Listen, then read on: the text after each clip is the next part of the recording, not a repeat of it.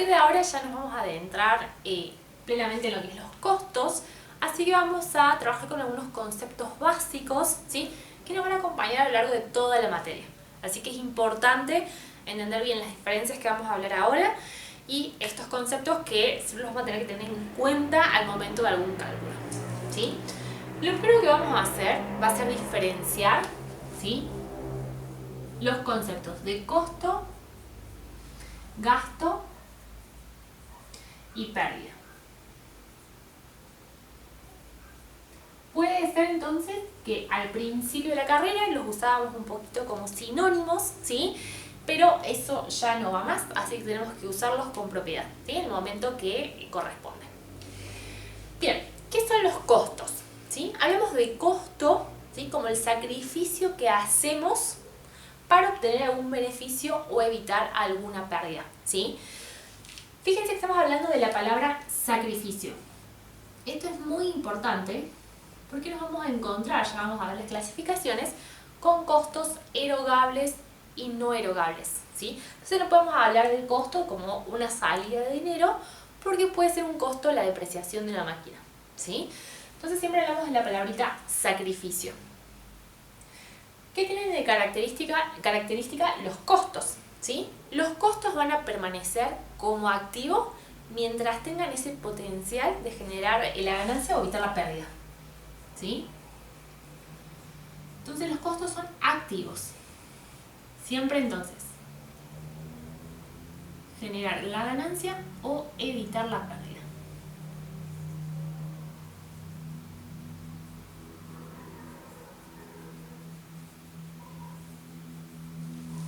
Entonces, veámoslo con un ejemplo. Cuando yo estoy costeando un producto, ¿sí?, y le agrego el costo, por ejemplo, de materia prima, ese costo, si el producto lo tengo en mi posición, es decir, que todavía no lo vendí, lo vamos a tener en existencia final, ¿sí? Lo vamos a tener en existencias, en el activo. ¿Sí? Ejemplo. Existencia, producto terminado. O producto en proceso también puede ser el ejemplo, ¿sí? Es decir que esta cuenta, ¿sí?, está reflejando los costos de estos productos que tienen el potencial de generar una ganancia. Bien, ¿cómo vamos a calcular los costos? ¿Sí? Siempre vamos a ver involucrados dos conceptos. Siempre que calculemos un costo vamos a calcular el componente monetario por el componente físico, ¿sí? Así vamos a abordar entonces todos los elementos del costo que vayamos a estudiar. Componente monetario, siempre vamos a estar hablando de pesos, ¿sí? Y el componente físico vamos a tener una unidad de medida, ¿sí? Unidad de medida, ¿sí? ¿Y cuántos pesos me cuesta esa unidad de medida? Bien, entonces, por ejemplo, perdón, esto en general. Entonces, estamos hablando del costo de una mesa, ¿sí?, y estamos hablando del material de la madera, vamos a tener que el componente físico, ¿sí?, es metros cuadrados, por ejemplo, ¿sí? Y el componente monetario va a ser pesos por metro cuadrado, ¿sí? Y ahí vamos a tener el costo de, puntualmente, de la madera. Si queremos calcular el costo de la mesa, vamos a tener que hacer la sumatoria de todos los conceptos, ¿sí?, que se utilizan para fabricar esa mesa. Bien, eso ya nos vamos a adentrar entonces en las unidades que vienen. Pero tengamos en cuenta esto, ¿sí?, que el costo entonces es la sumatoria, ¿sí?, el costo de un producto es la sumatoria de los componentes monetarios por los componentes físicos, ¿sí? Siempre vamos a tener una relación coherente entonces entre esos sacrificios que realizamos, ¿sí?, es decir, los costos que se insumen para fabricar el producto y lo que obtenemos a cambio, que va a ser ese bien terminado, ¿sí? Bien, ¿cuál es la diferencia entonces entre costo y gasto? ¿Sí? El gasto es un costo ya expirado. ¿Qué quiere decir eso? Quiere decir que este gasto ya cumplió con su función de generar una ganancia o evitar una pérdida. Bien, vamos a nuestro ejemplo de existencia del producto terminado. Yo lo tengo en stock porque tiene el potencial de generar esa ganancia. Cuando yo vendo ese producto, se genera esa ganancia. Es decir, que ya está, ya cumplió con esa función. Entonces, este producto terminado, en el movimiento de cuentas, en el flujo de cuentas, ¿sí?, pasa a convertirse en costo de mercadería vendida. El costo de mercadería vendida es una cuenta de gasto. Por más que diga costo, es una cuenta de gasto, ¿sí? Y por último tenemos el concepto de pérdida, que son aquellos casos en los que no tenemos una contrapartida, ¿sí? No hay una contrapartida.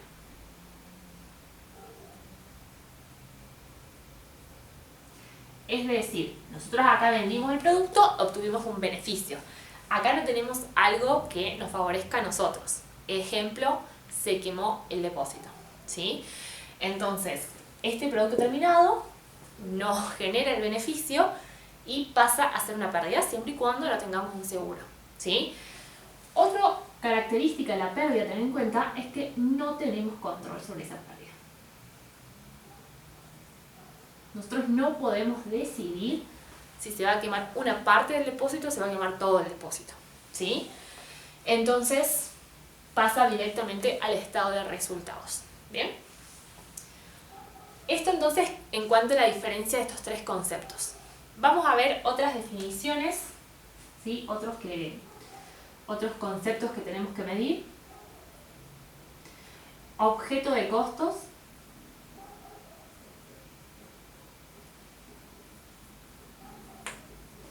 Bien, objeto de costos es todo aquello para lo cual se precisa una medición de costos, ¿sí? Puede ser un producto, puede ser un lote de productos, ¿sí? Para ello yo soy mayorista y no vendo por unidad, ¿sí? Vendo el paquete cerrado de 10 yerbas, ¿bien? Puede ser un departamento, ¿sí? Entonces siempre tenemos que preguntar qué estamos midiendo, ¿sí? Porque en función de eso se van a realizar varias definiciones a posterior que me van a ayudar a ese cálculo de costeo, ¿sí? Bien. Otros conceptos que tenemos que tener en cuenta es el límite relevante.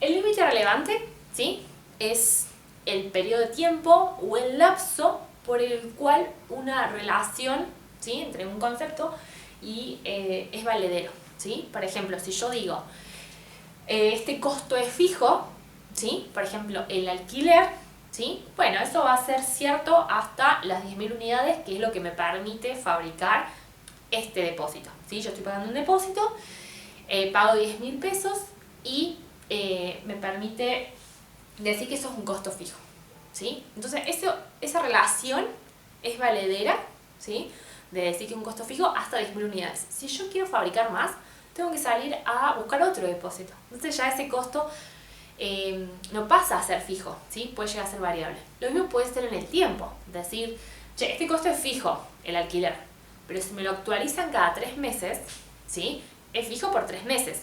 Si yo tengo que hacer un análisis de 5 años, ese costo ya no lo puedo catalogar de esa forma, ¿sí? Ya vamos a ver la clasificación que se correspondería en ese caso, ¿sí? Bien. Otros conceptos a tener en cuenta, ¿sí? Van a tener en la punta entonces los factores que provocan los costos, ¿sí?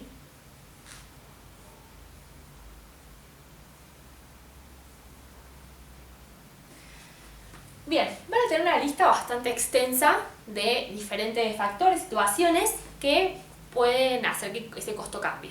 Por ejemplo, la calidad de los materiales. Obviamente que si hablo de una mesa no va a ser lo mismo que la haga de roble a que se la haga de pino, ¿sí? Puede ser también la cantidad que fabrique. No es lo mismo que yo fabrique algo a medida, ¿sí?, o en unidades pequeñas, en pequeñas cantidades, y que sea exclusivo, a que sea algo en masa, ¿sí? No es lo mismo, va a tener que influye también en los costos, por ejemplo, la planificación y la programación de la producción. No es lo mismo que se planifique de forma adecuada que tenemos 2 personas más, tenemos 2 personas menos y en función de eso se haga la fabricación, ¿sí? Entonces hay una lista bastante extensa ahí que pueden analizar, Pero hay dos conceptos en los que me quiero centrar porque vuelvo a que los tenemos que tener bien identificados, ¿sí? Y que los vamos a usar un montón en la materia. Bien, el primero es el de capacidad instalada.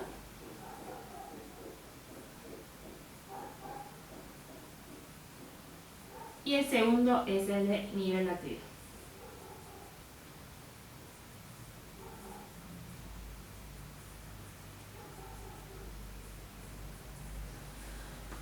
Bien, ¿qué es la capacidad instalada?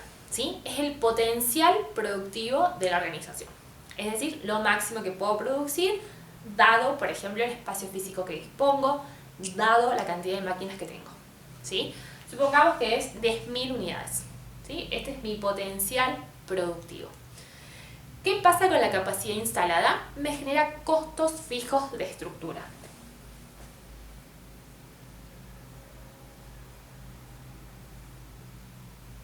O estructurales, ¿sí?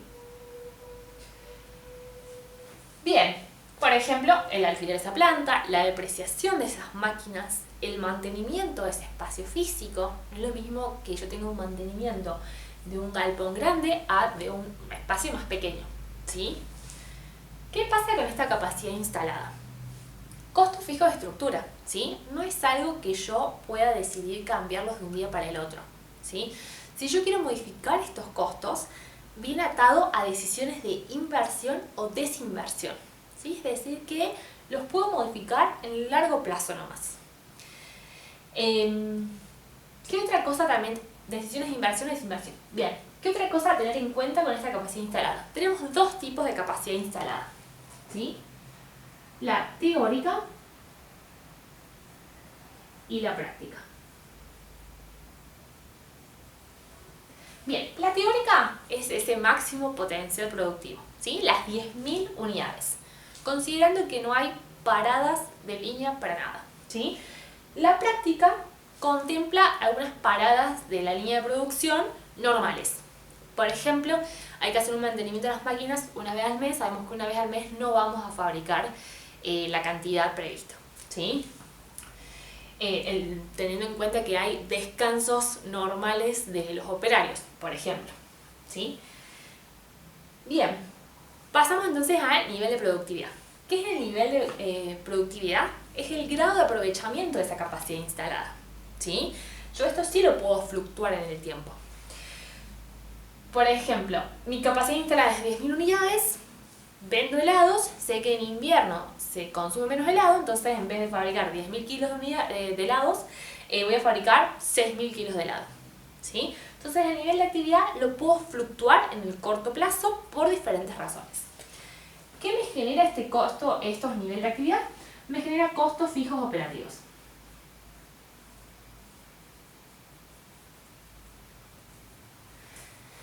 Dijimos que sobre estos costos fijos de estructura no tengo control en el corto plazo, sí lo tengo sobre los costos fijos operativos. Si voy a fabricar menos helado en invierno, ¿sí?